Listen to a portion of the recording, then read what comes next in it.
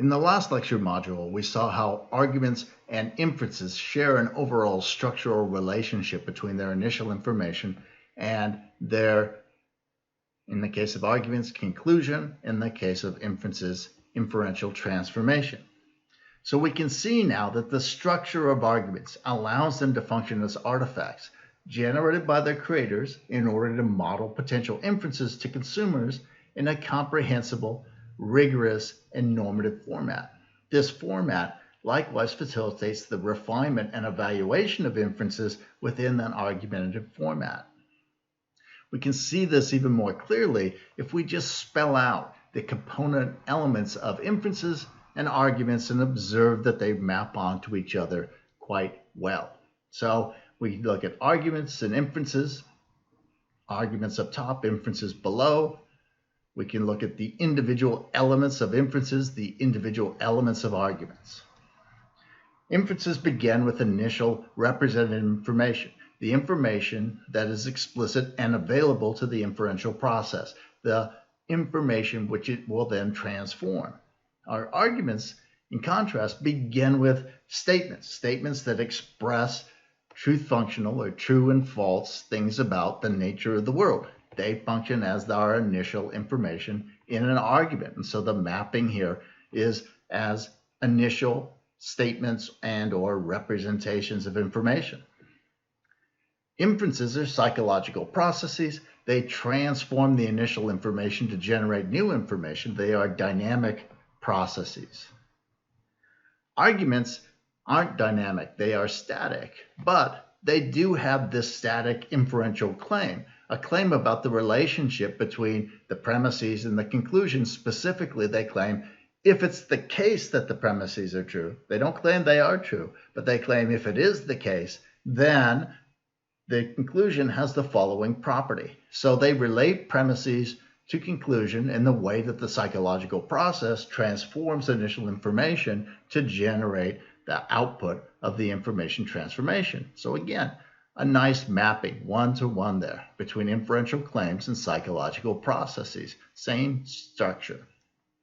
Finally, the outcome of that psychological process gives us generated represented information that is now rendered explicit and potentially available to our system. The third component of our static model of the inference, our argument, is the statement that expresses the conclusion. That statement is a true or false statement, a truth functional statement that describes some aspect of the world and is related to the premise statements via that inferential claim in a way such that if the premises are true, then the conclusion either has to be true or is very likely to be true. And so that relationship between premise statements and conclusion, as mediated by the inferential claim and our static argument, and between our initial explicit and available information and our information that is generated through the information transformation to make it explicit and available, those relationships are preserved in our relationship between the argument and the inference, such that every component element, every relationship in an inference has a mirror or a corresponding element in the argument, facilitating the ability of arguments to serve as models for inferences. Once we had characterized arguments as structured collections of statements, static instruments that are systematically related to the dynamic psychological processes of information transformation that are our inferences, we're able to see how arguments could function to model inferences for the purposes of communication, persuasion, evaluation, and even revision. At this point, we turned our focus away from understanding arguments to acquiring and refining a central and fundamental skill, a skill that underwrites our ability to constructively understand and interact with people across a wide variety of contexts. This is so fundamental, in fact, that most of the skills that we learn for the rest of the term will be related to or different variations on this central skill. And the skill is to be able to take a bit of written or spoken language to identify that the speaker or writer intended to offer us an argument, to extract that argument so that we can engage with them in a thoughtful and constructive manner. It's this emphasis on constructive engagement that should lead us to remember that we have this overarching goal, not to defeat the person, to refute the person, but instead to understand and assess the person's reasoning through the adoption of a principle of charity. That is, to endeavor to understand and formulate their argument so that at the end of this process, we've created a sympathetic and impactful version of their reasoning that's consistent with their intention and their perspective. We don't have to agree with their arguments. We don't have to accept their conclusions. But it's so crucially important that we approach their arguments with the same respect, with the same thoughtful consideration that we would want other people to approach our own arguments. And at that point, we can then turn to a critical assessment and evaluation of what they have to say. The first lecture relates these goals to a methodology by which we can reliably hope to accomplish these goals. It begins by discussing how we can take a bit of spoken or written language and reliably identify whether or not that bit of spoken or written language contains an argument. We then turned our attention to trying to understand and formalize that argument.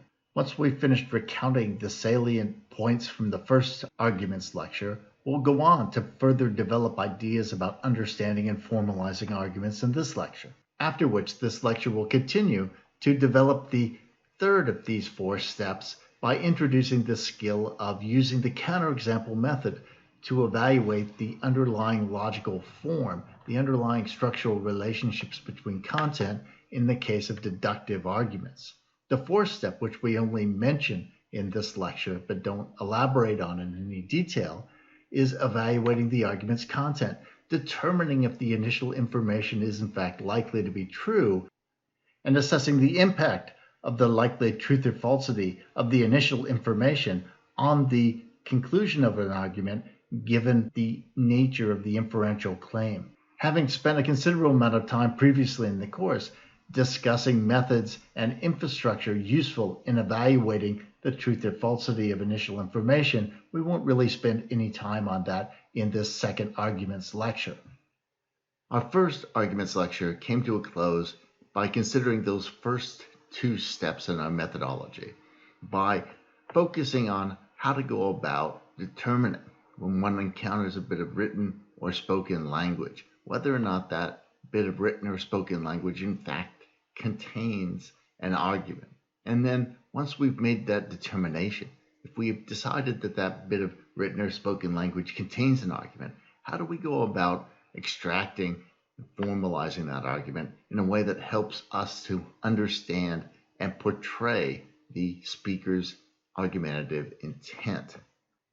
In considering how we go about determining whether a bit of written or spoken language in fact contains an argument, we said that we're ultimately trying to develop an ability to contextually assess the speaker's intent, to understand whether or not they're trying to persuade us of something by offering reasons or explain a relationship between ideas so that we can see the truth of one idea relates to the truth of another. Now, this ability to make that contextual assessment of the speaker's intent is complicated and takes time to develop. And so we suggested that as we're developing this through repeated practice with feedback, that we can focus upon other things that will help reinforce our judgments and refine our judgments. Specifically, we talked about certain orthographic features, that is, superficial features of a written or spoken passage that can be indicative of an argument's presence or absence therein. We noted that the presence of premise or conclusion indicators is oftentimes a good heuristic way of identifying whether or not a bit of written or spoken language contains an argument. And similarly, the presence of conditional statements relating the truth of an antecedent statement to the truth of a consequent statement was also a good heuristic device for further identifying whether or not a passage was a candidate for one that contained an argument